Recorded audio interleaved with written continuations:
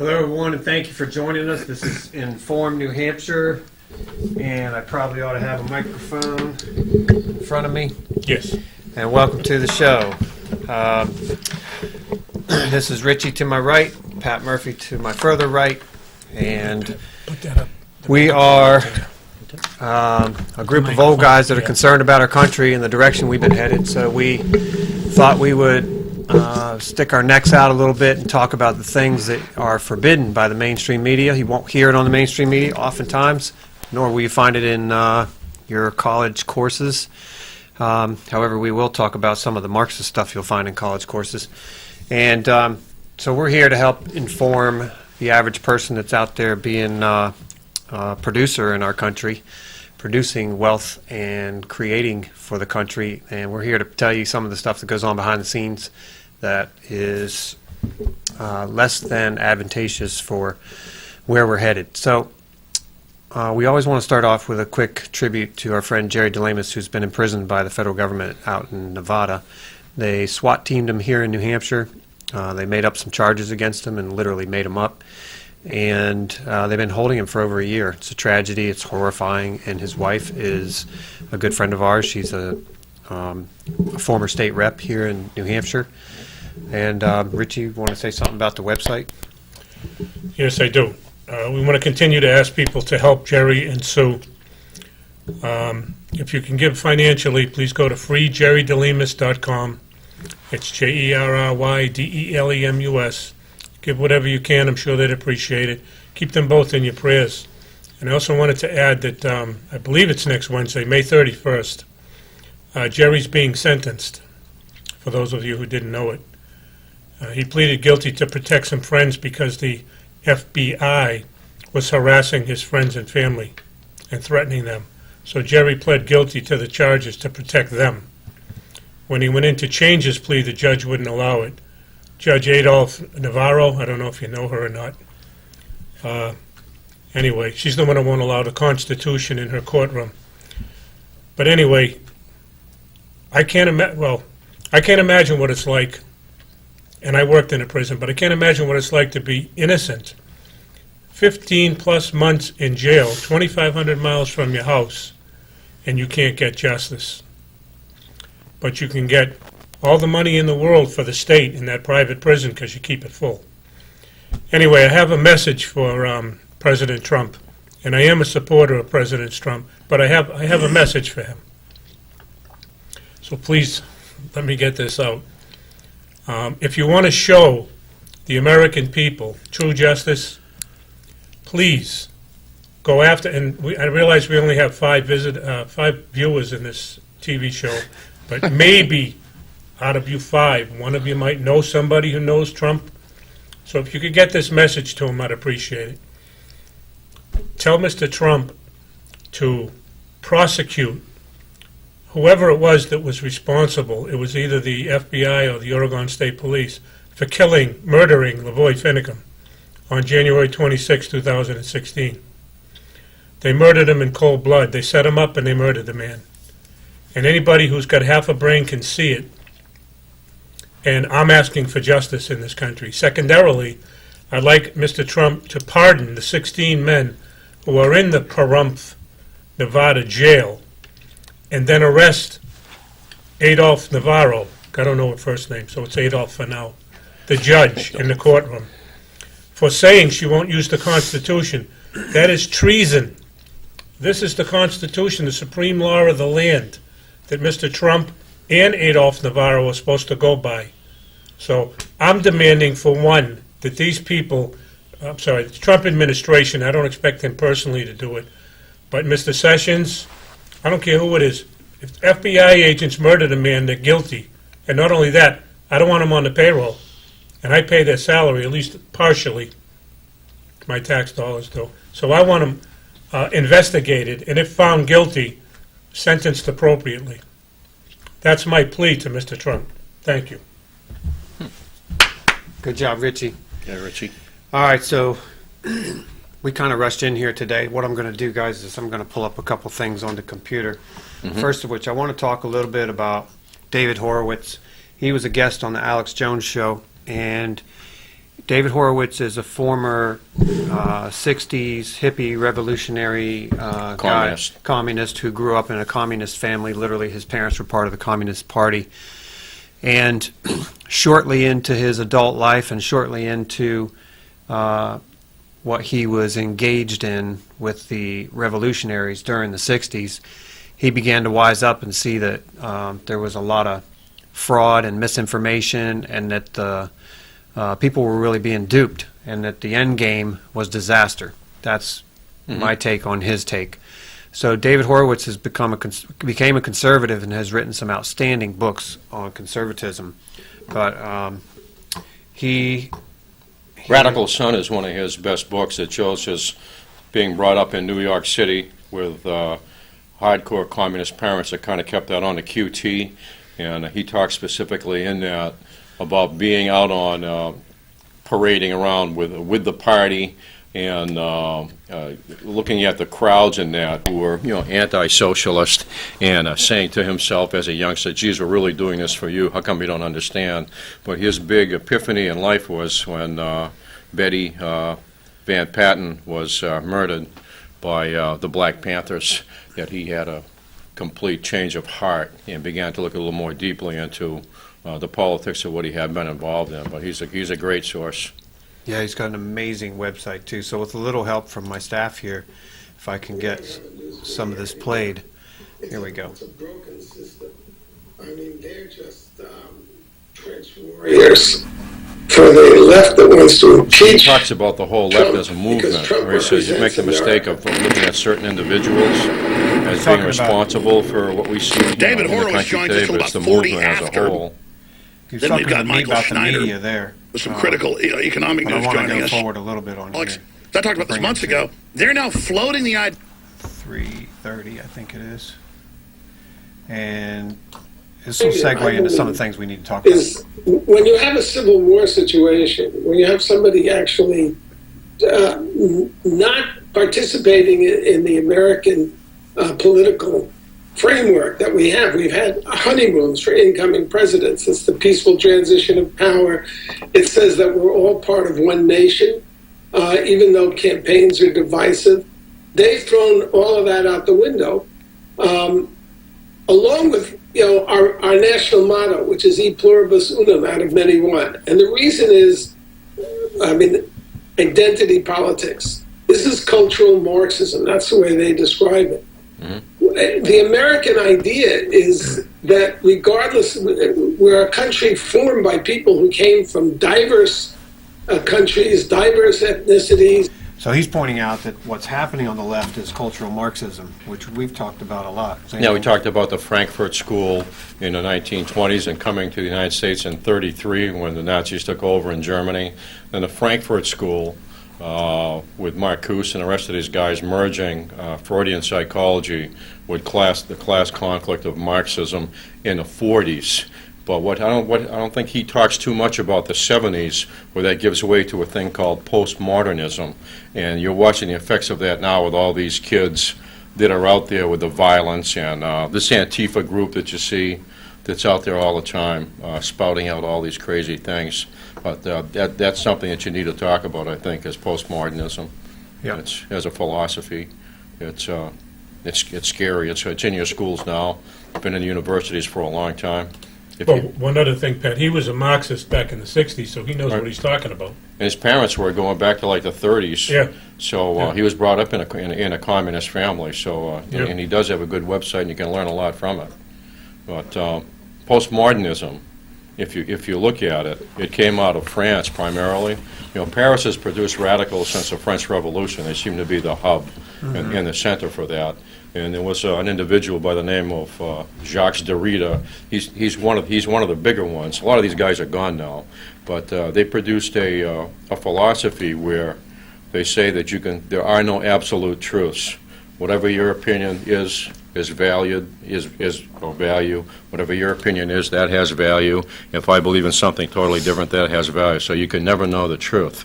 But they gave way to this thing called the assault of patriarchy, that it's a male-dominated society, and that has to be disassembled. It's a source of all sorts of inequities, et cetera. So you see a lot of these kids on the campus and all these different groups, they're yelling and screaming and not allowing people to speak.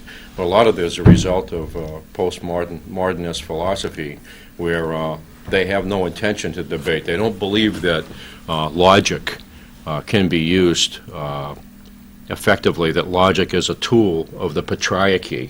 Therefore, there's no such thing as rational debate. Therefore, if they want nobody to speak on campus, nobody speaks. They don't even speak to each other most of the time. It's insanity. So, All right, let's go with a little further with this, because this is going to give us a segue into some other things to talk Okay, about. good. We'll get through this, and then we'll set Sure. you free to talk about whatever, but he's going to point out... Horowitz, you've got the floor to talk about this and Greatest asset. what you think Trump should do to counter this avalanche of Saul Alinsky lies.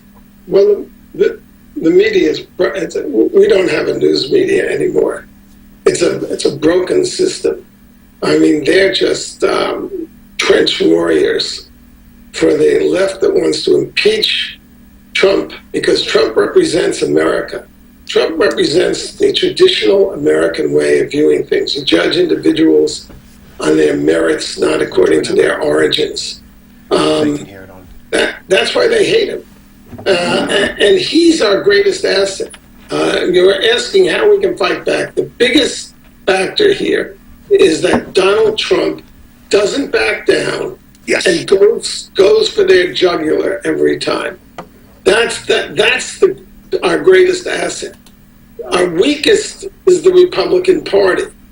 Justin Amash, who called for impeachment. So that's what I wanted you to hear. The greatest asset and our weakest is the Republican Party, right. Yeah. because they are feckless in whatever attempts they have towards conservatism, and half of them are criminally on the wrong side. And They're all bought and paid for. That's the problem with our system today. Yeah. It's like you It's have all corrupted. one party with two wings and you're watching political theater. You might have a handful of Republicans, like you had Ron Paul and Rand Paul, but usually all you see on TV is their ear, and they try to eliminate the exposure to them too much. You saw what happened to Mr. Paul in the election. Ron Paul, I'm talking about. I want to hear this other part that is important to hear. If I can just cue to it really quick. 14. Okay. And what, because conservatives just want This to is an work important and be part normal. for We don't. And how we're not Exactly. addressing That's the the issue. big problem, Alex. Conservatives are decent people. They're creators. They have real lives. They're building businesses. They're trying to reach out to as many people as possible. Whereas the left, they're warriors. They're missionaries. They want to wreck this system and replace it. Kamala Harris said that we have to define what it means, what our country is. No, our country was defined in the founding documents. Anybody who wants to define it now is a traitor, basically. And when I first came into the right from the left, the first thing I said is, where's the ground army? Where's the SDSs, the student organizations? Where are all the things you see in the streets, the Occupy Wall Street people? Not until Obama inspired the Tea Party has there been a grassroots movement on the Republican. I agree, and I'm very proud of the InfoWars listeners. All right, so one of the things that I think for the rest of my life, if I was to make a top 10 book list, I would probably put Atlas Shrugged by Ayn Rand on there. Right. So what you're hearing there is his description of how producer class, the conservative class, they're out working, they're out building, they're Right. creating a society, they're building Right. families, they're engaged in the progress, real progress, of the American way or of their culture. And then you have the opposing, Right. sometimes called the intellectual class or the user class, if you ask me. They leech off of society. They work themselves into positions of power, whether it be in education, government, legal system, and they're always in positions of wanting to control and positions that are paid for by the producer class. And so there's that ever-ending battle because they are always encroaching on our freedoms and our our liberties. And it's so well depicted in that Atlas Shrugged by Ayn Rand. It's a 1,400-page book. It's a phenomenal book, and it's often quoted as a classic book to read for conservatives or those who are waking up to what it really is like out there in the political world, because in story form she really depicts it well. Now she wrote some other excellent philosophical books too, but she did two. I think The Fountainhead. The Fountainhead and Atlas Shrugged were story form.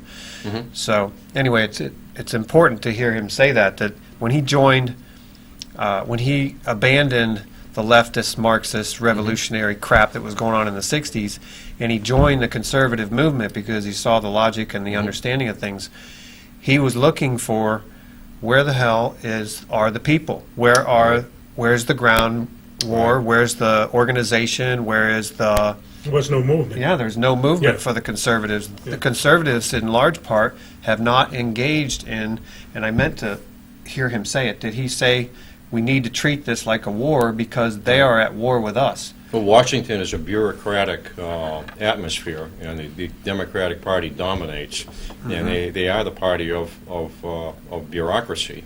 And so I think a lot of people are probably intimidated, and a lot of people do think about their job and employment, and it takes a lot of guts to step outside of the group and to bring criticism. I have one correction for you, Pat, on that. You said they're the party bureaucrats. I think they're the party of terrorists right now.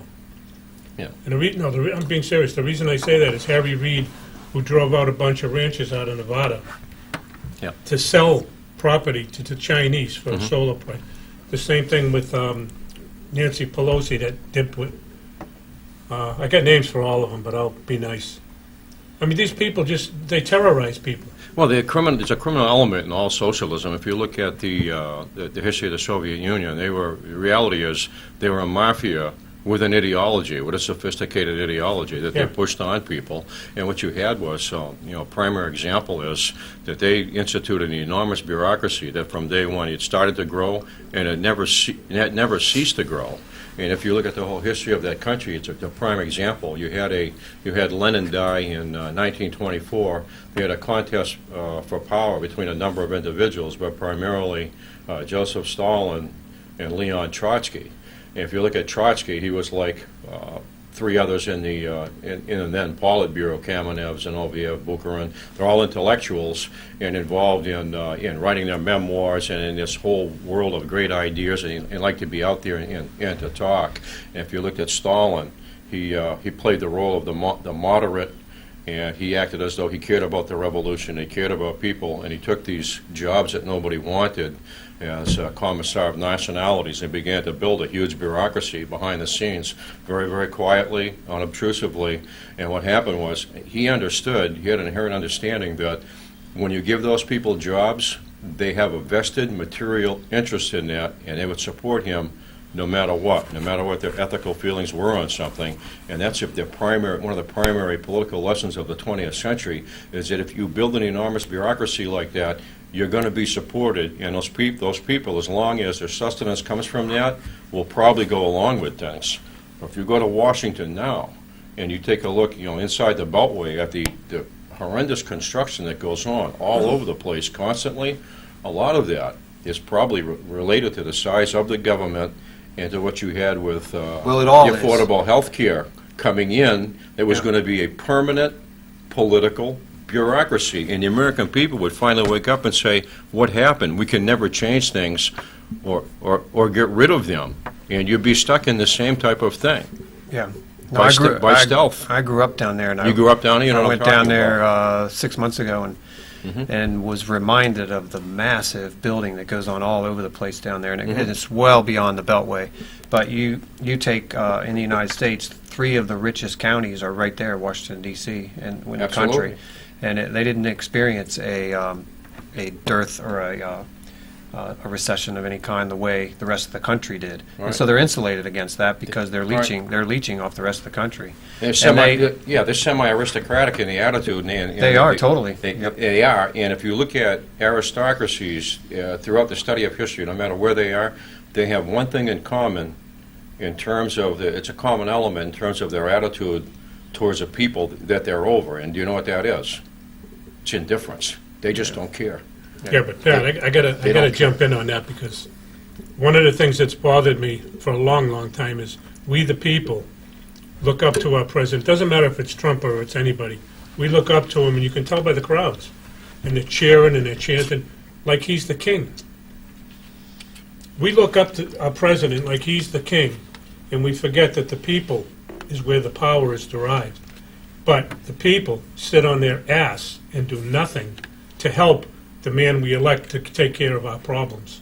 That's what bothers me more than anything. Is that I agree. There's 311 million of us, and we say, okay, we're going to vote for Mr. Trump to solve our problems, and then we sit back and watch him. That's not the way to do it, people. Yeah. You have to start at the community level, and you have to start paying attention to what's going on. Because the corruption, I mean, I don't want to say it's up to your neck, but pretty soon you will be beyond drowning that. in it. It's incredible. It's beyond that. It's Just worldwide. to back up what you're saying, Richie, let's look at one more clip here from the David of Horowitz. Seth Rich's murder. I mean, this blows their Russian conspiracy theories sky high that he supplied 44,000 documents to WikiLeaks. And then who murdered him? And, you know, it's like a return of the Clinton administration when you have all these dead bodies around. It's time to be really aggressive. That's what they should be investigating. And, of course, the leaks, which are treasonous. And you have to indict, you have to prosecute Hillary Clinton. She violated the espionage. I agree. Act. The key is indict her. Yeah, I agree. Hold on one second. 'Cause So, I mean, I have to tell you that I'm very encouraged because, as I say, when I came into the right 30 years ago, everybody was so well-mannered that people weren't noticing the communists all around. They were letting the Democrats get away with murder. Now I see fighters. Since the Tea Party, we actually have conservative demonstrations. I don't think I'm revealing too much when I say that Milo Yiannopoulos and I and Coulter are going back to Berkeley, and we're just going to occupy. I love that there, because if anybody's been watching the mainstream media, obviously Milo and Coulter were booted out of Berkeley, and there were rioting going on. Of course, there was destruction of property and that sort of thing. And what he's saying is they're all three going back, and they're going to get in their face again, which is absolutely apropos for what needs to happen in this country. If you, as a conservative, want to save your country from the destruction of liberalism or socialism, communism, you absolutely have to play a part. You cannot sit by and watch, or you will see our country destroyed.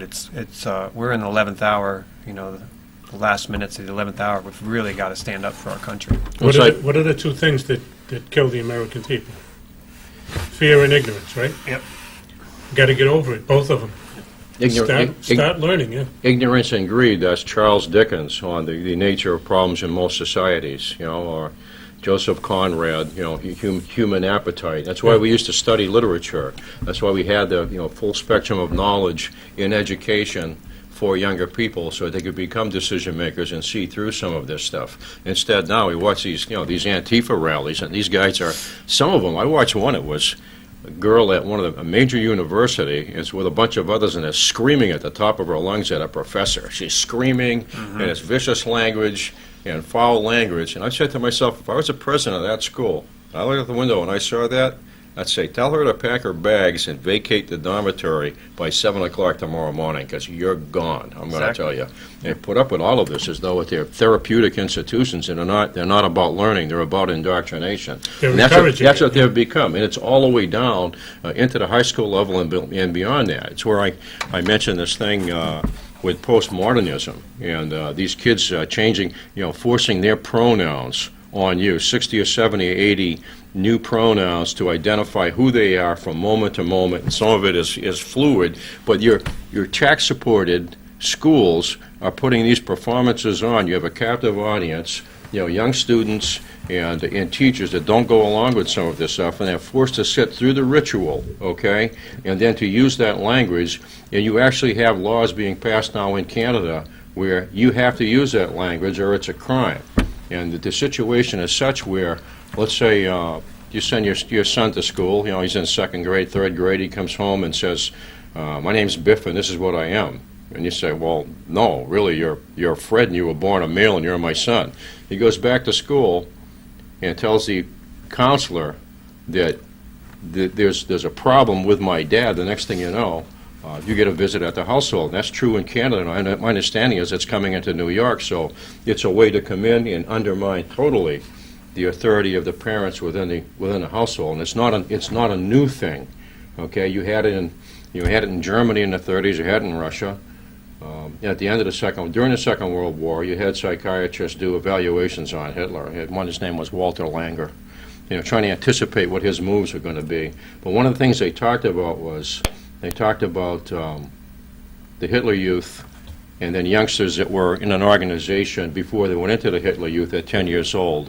William L. Shirer calls it, they refer to them as pimps, P-I-M-P-F-S, and they had a tan-colored uniform. And they said there was a thing that they referred to as the brown master of the household syndrome, where little Manfred or Dieter comes home from school with his uniform. His blonde hair is parted with his steel glasses, and he's sitting at the dinner table just looking at his father, waiting for him to slip up and say one thing he doesn't agree with. So that natural, youthful desire to rebel against parental authority is bolstered by the state. You can see the same thing with this stuff. We're going to force you to use this language that we're creating, and we're going to force you to sit through these rituals and clap for us. And it's totalitarian. It's really bad. It's really bad stuff, and people need to stand up and understand what it is. Well, most people don't understand that, for example, the birth certificate, you sign that thing for your kid and you're signing it over to the state. Personally, I don't agree with that, but the government does.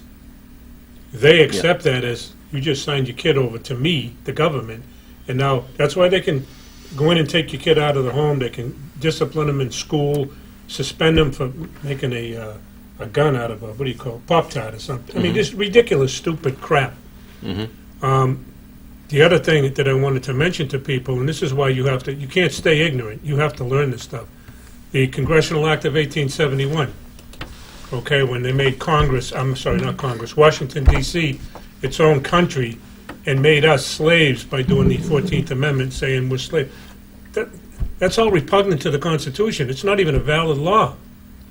But our government thinks it is, and if you don't know what that law is, guess what? Then it is legal, because you're not making any claim against it, saying it's wrong. When they filed bankruptcy in 1933, they don't have the authority to file bankruptcy.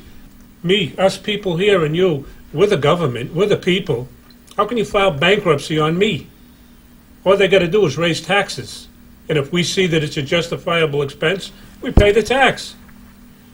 Can't file bankruptcy. That's ridiculous. But they did it. That's another unconstitutional act. How much are we going to stand? I'm standing for it now. I'm asking other people to stand too. I'm an angry SOB. I'm not going to let the government get away with it anymore. And I don't mean, I'm going to go bombing places or doing stupid things. I'm going to fight them lawfully and peacefully, because that's the only way you're going to win. You have to determine who benefits from the system that's in play, and you have to look at how the attitudes are created and how they're molded. So when you look at the universities, it's like Ayn Rand. You mentioned the Fountainhead Atlas Shrugged, where she says the universities are truly dangerous, and she came from communist Russia. Okay, so she saw these things firsthand. Is you have to look at who is supporting the foundations and what is their purpose. Who's supporting major educational institutions and pushing things in a direction they're going. I mean, we're listening to this stuff in some of these schools now, and there's multiple professors. There are multiple professors right now in major institutions that actually we're calling for the extermination of white males. And you say, why is there no hubbub about this? Well, the same elements are controlling a lot of your media too. So they're going to determine what's going to be news and what's going to be non-news, what's going to be out of the picture. But you need to make a determination as to who benefits on that. And I think if you do look at it, you look at some of your major financial institutions for generations now, and your major banks and major international corporations have a vested interest And a lot of the things that are going on that are actually a social dissolvement. They want power, is what they want, and they have for a long time. You watch that all the way through modern history. You know, you've had, if you look at the history of the West, in the last 250 years, you've had a move towards democratic institutions, and the United States was, in particular, quite unique in that sovereignty resided with the people, but we tend to have lost the idea of what that's all about. But at the same time, that monarchies and the aristocratic element they're reduced in the authority that they have, and the average guy takes the right to vote and acquires private property and develops his own businesses with its legal protections. What you find is you have an element that begins to grow. The financial institutions that it realizes it has its own enormous power, greater than any nation state, and has its own view on what it should do. And they've become so powerful. Your financial institutions are more powerful. Multinational banks are more powerful than any nation that's out there. Sure and they are. And they're running the show, and that's what you're looking at. That's why when you look at Donald Trump, I think he represents a threat to their power in that he is a proponent for the middle class, not only in the United States, but worldwide. And that middle class represents a huge threat to any of that corporate industry and that financial industry. Because what is the middle class after all? They're the backbone of a country. Well, they're we the people. They're Where the middle class come from? Now you're in class with Pat. How do you like it? Well, I don't even like talking about class structure. I know that it exists, and it's going to stay that way probably forever. I don't really know. But You go back to the Middle Ages, and you look at the feudal system. The feudal system was formed as the Roman Empire disintegrated, and you had a lot of there were scary times to live. There's a lot of invasion. There's a lot of instability, and what you found was you take people that they couldn't defend themselves by themselves. If they would find a strong individual with martial qualities and ally themselves with him. That's the beginning of the feudal system. So you're seeing a class system develop where you have that individual at the top who has that martial skill and military skill, and you have people below them that will pledge service to him for so many days out of the year. But it's a way that they have security in uncertain times. And you watch that all the way up through history, and then see the development of towns, where you get people that want to deal in business, in selling things. And normally they would be outside the towns, and they were looked down upon by aristocratic elements that had developed. And that's what you call it's a middle class. There were people that had imagination, they wanted to be their own people, they had an idea of doing better, for the future. That's what the middle class is. They're inventive, and of course, if you're going to make money as somebody in the middle class, what does that give you? Besides material things, you have time to analyze things and be involved civically. So you can become a threat to the system. And in the United States, because we've had the largest middle class, it's huge. It's a fly in the ointment for those people that want to run literally everything, that think that they have the right to run everything. So you're watching an attempt to bring back a feudal type system where you have elites on the very top that are very small, and the vast majority of people have almost nothing on the bottom.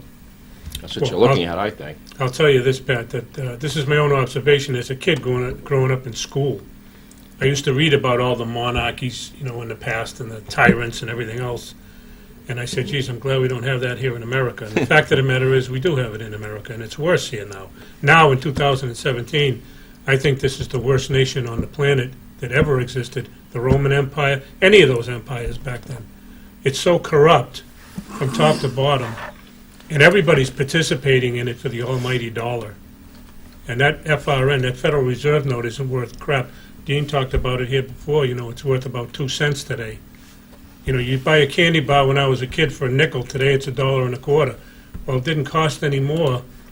It's because of inflation, and I don't want to get into the cost of candy bars, but that's why it's useless. I don't agree that it's the worst country in the history of the world. I mean, they're involved in a lot, but the average person does very well materially in terms of raising their family in this country, though it's becoming more and more difficult, and you have a lot of really adverse influences coming into the family that it should not be there, particularly in Yeah, education. I'm not talking about the people, Pat, I'm talking about our Oh, the government. government is there's no. I think it's the worst government that ever existed.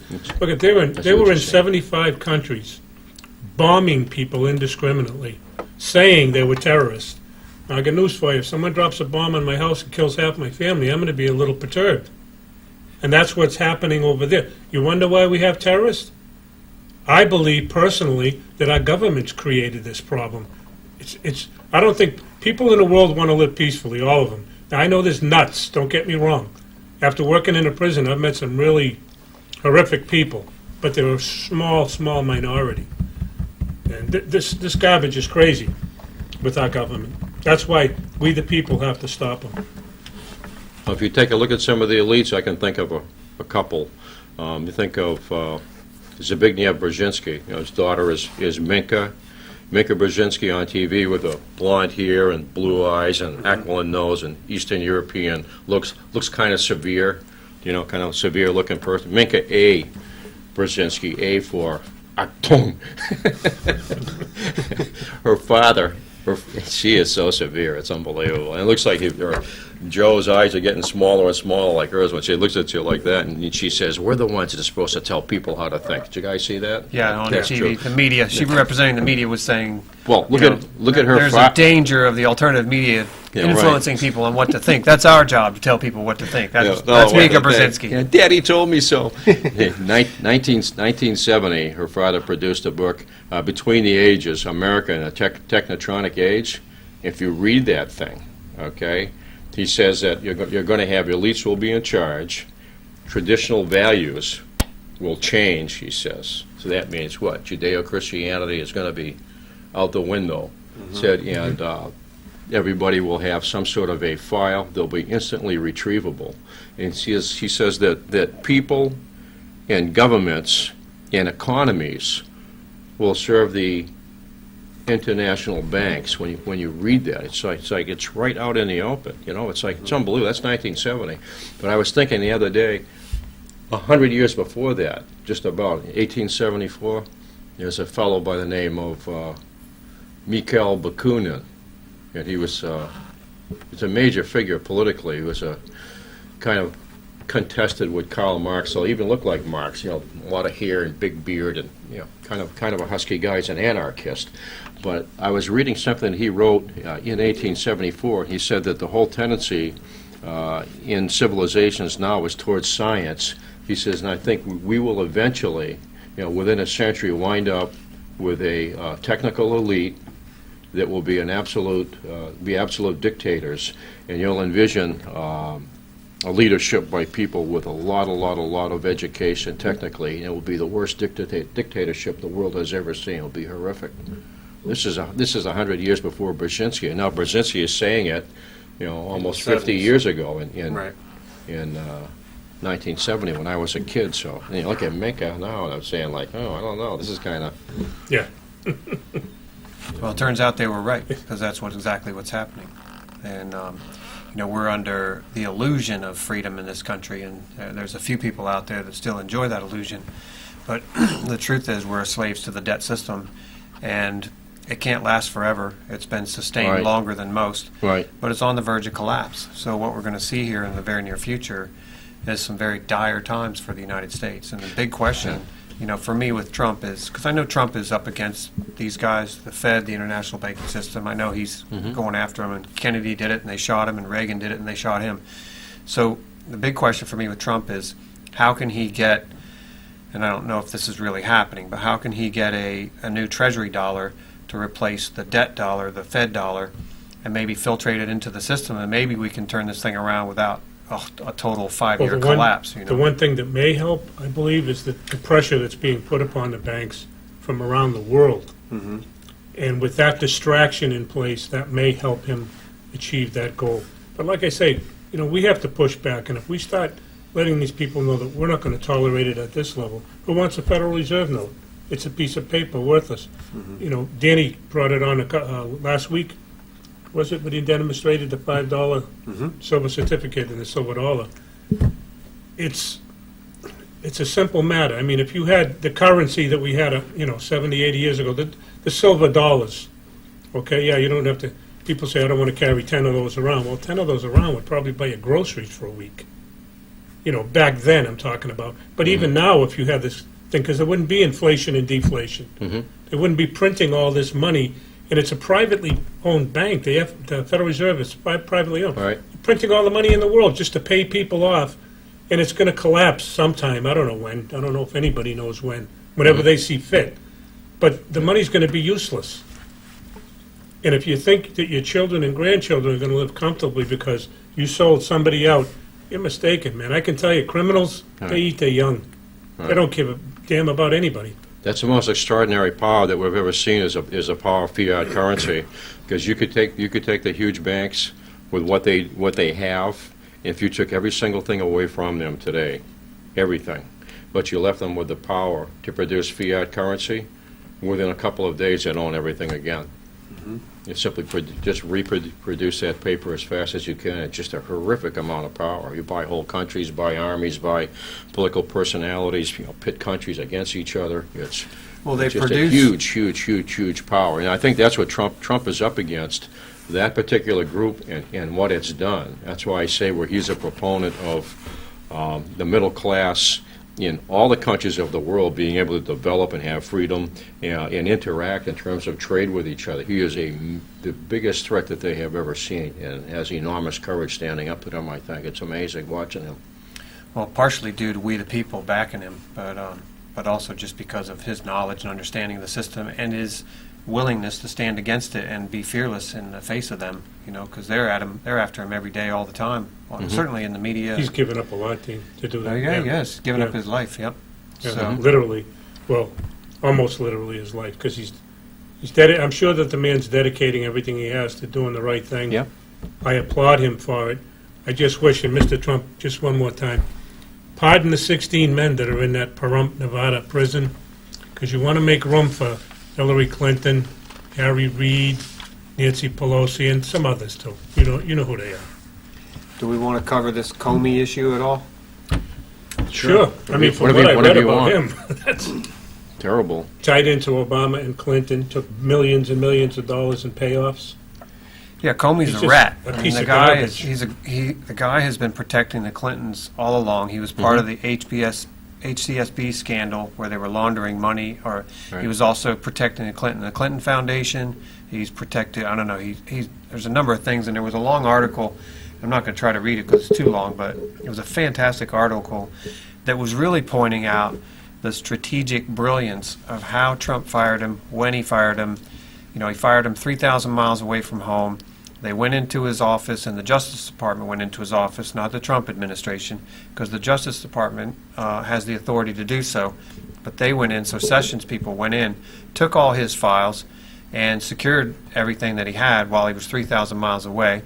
And so they have now all the evidence they need for all the people that were, number one, leaking stuff, all the traitors, they have a whole lot of evidence that they've gained from doing that, and it was very strategic of Trump to make it happen that way. So that's like really good news for people that want law and order in this country.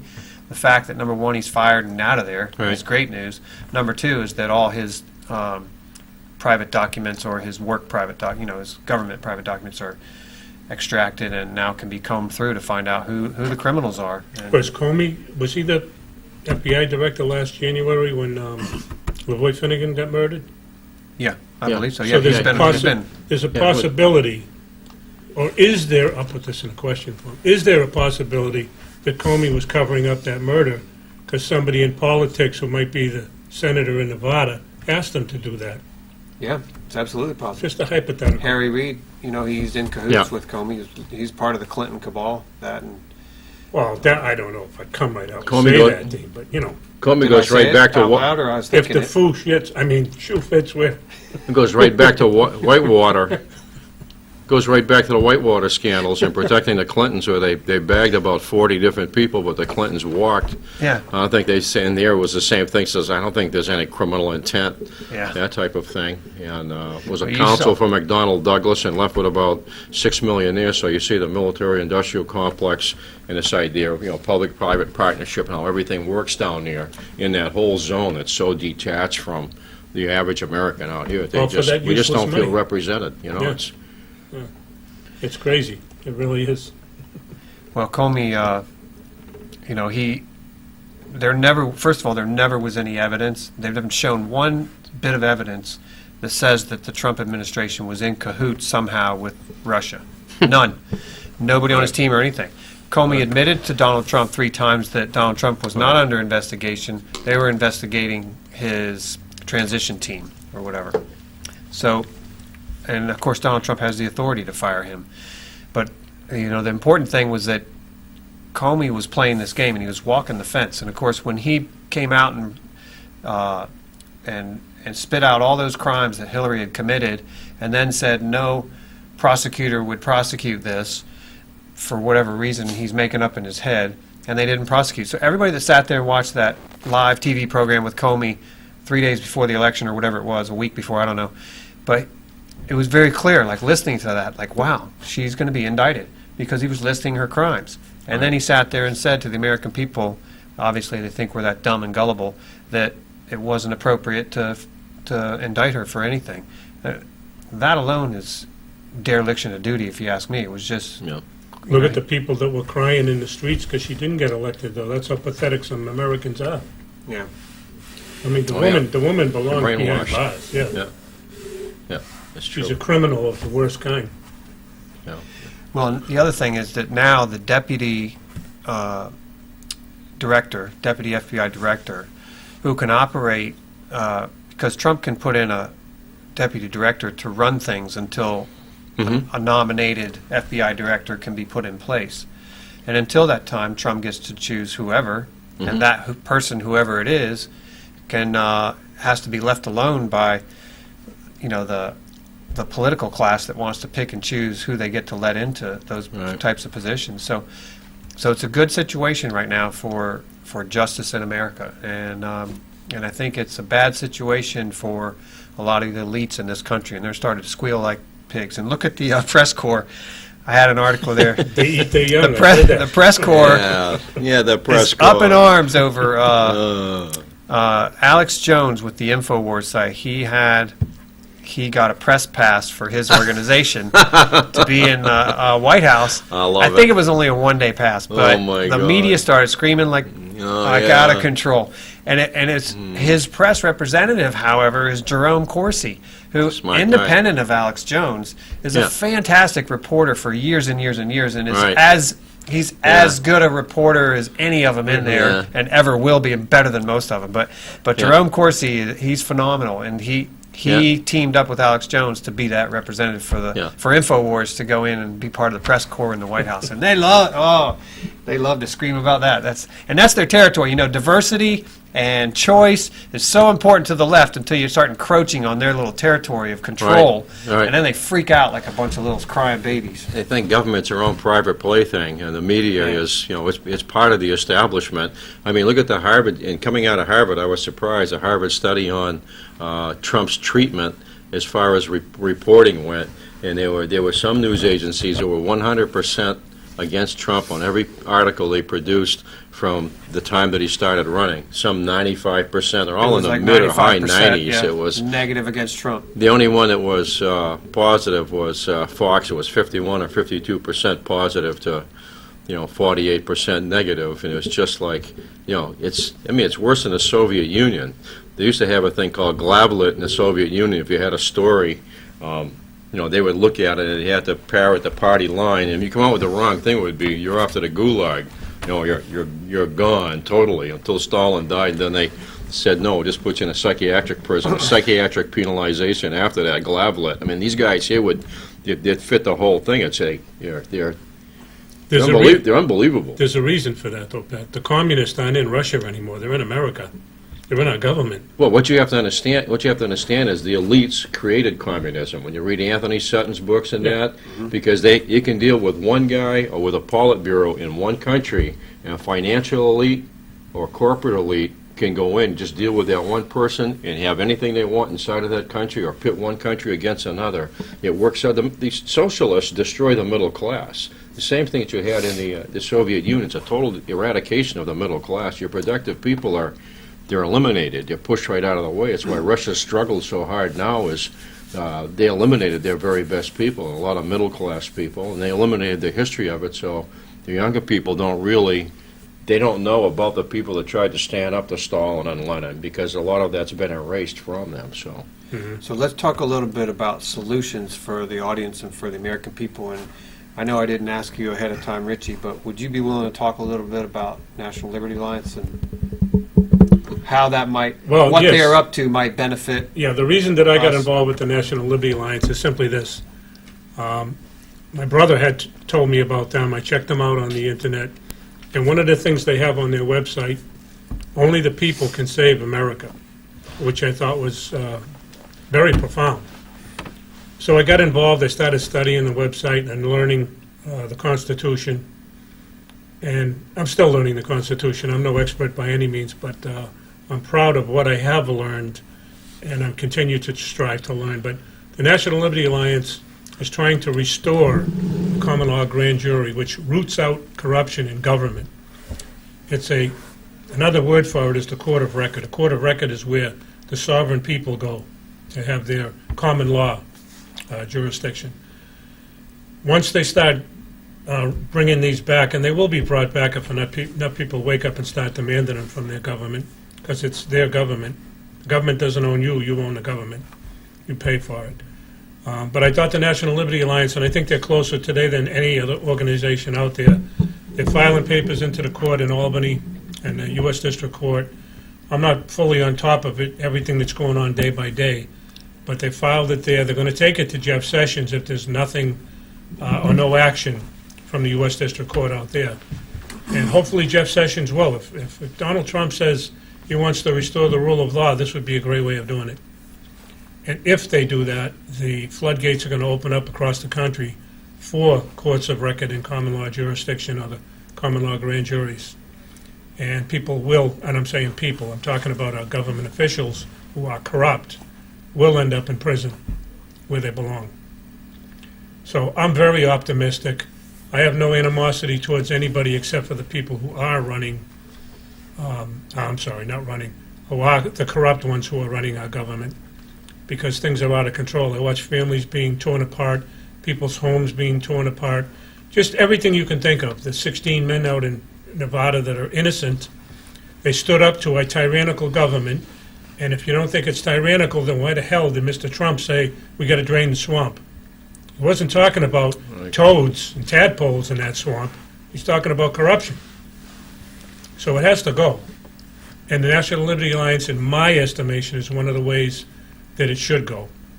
Tell me a little bit Second. about why we want common law and what's the difference between common law and what we have now. Well, common law is the law of the sovereigns. And common law, it goes back to Anglo-Saxon times, and I don't know if we have enough time for a big history lesson here, but We don't. yeah, I didn't think so. Common law basically applies to you, okay? This other law that they have in the States is made up, it's fictitious. It does not apply to you. But if you don't know the Constitution, you're going to be sucked into this. Okay, you go into these general jurisdictions, they call it here in New Hampshire. In Article 5 of the state constitution and the form of government, it clearly says that the legislature has the authority Right here. to make rules, statutes, regulations, and everything else for the state. Look up the definition of the word state. Don't impose any thoughts or anything. Look it up. And it clearly says it's legislated by a government legislated by legislators or representatives. The statutes and codes that they make don't apply to me, and they don't apply to Pat or to Dean or to you. They apply to government workers. But you don't know that because you don't read the Constitution and understand it. If you did understand it, you'd be outraged and you'd be up in front of the State House with a pitchfork or a torch, one of the two, I don't know which, demanding that we have justice back in our court system. And that's why I get so adamant about people. There is in New Hampshire an assembly of common law for New Hampshire. We have a weekly call every Monday night at 6:30. Everyone is welcome to attend. Even you corrupt judges out there, maybe you'll learn something. Come on board. I'll give you the phone number. It's 712-770-4908, and the access code is 384885#. Monday nights at 6:30. Come on the call. If you're a corrupt judge, you might not have a lot to say because we'll probably silence you or mute you. But no, you'll be welcome to talk. I'm only kidding about that. But not dominate the call. Anything on, go ahead. Anything on solutions, Pat? Yeah, education is a big key. It really The is. fathers and the family have to become men in their own country again. You're watching the total destruction of knowledge of history and literature in your country, and the things that are being taught they're so far out there. It's ridiculous. So, but it's up to the fathers to start, and the mothers to stand up and start to get, the traditional things taught. Classic literature, everything that used to make the schools great, where there's a full spectrum of knowledge. I mean, if you look at a good education, you can get into the college level on that. It's theology, it's philosophy, it's comparative economics, it's military history. It's corporate structure. You really give people an idea of how things actually work. But if you look at what's going on in the schools with Common Core, you're producing slaves. You are producing chattel slaves that are with no confidence, that are intimidated by things, and it can be whipped right into the line. They're totally cut off from their own knowledge of their own history, from their own constitutional inheritance. Amen, brother. They don't have a clue.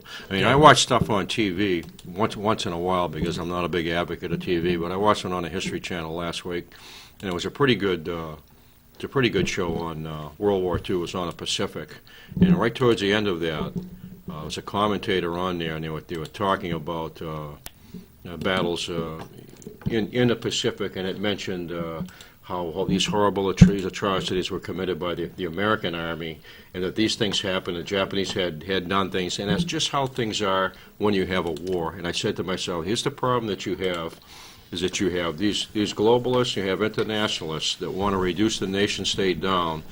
Take an event like that, and they take a partial truth, and then they throw this whole idea of that everything is the same from country to country. There's no difference at all. And for them to almost compare the American Army to what the Japanese Army was, it's beyond imagination when you think about it. We talked one time briefly about Nanking, which was one of the greatest atrocities in world history. Is horrific.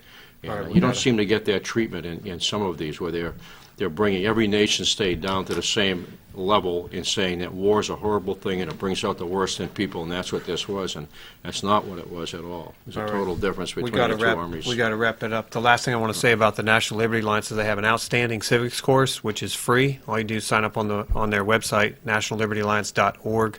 It's a great thing to have your kids go through. I want to thank you for joining us. Gentlemen, thank you so much for being here. Just one other thing. Share Inform New Hampshire on YouTube. We need more than 5 viewers. Thank you. Thanks, everyone. Start studying history with your kids at home. Join us next week. Thank you very much. Have a good week.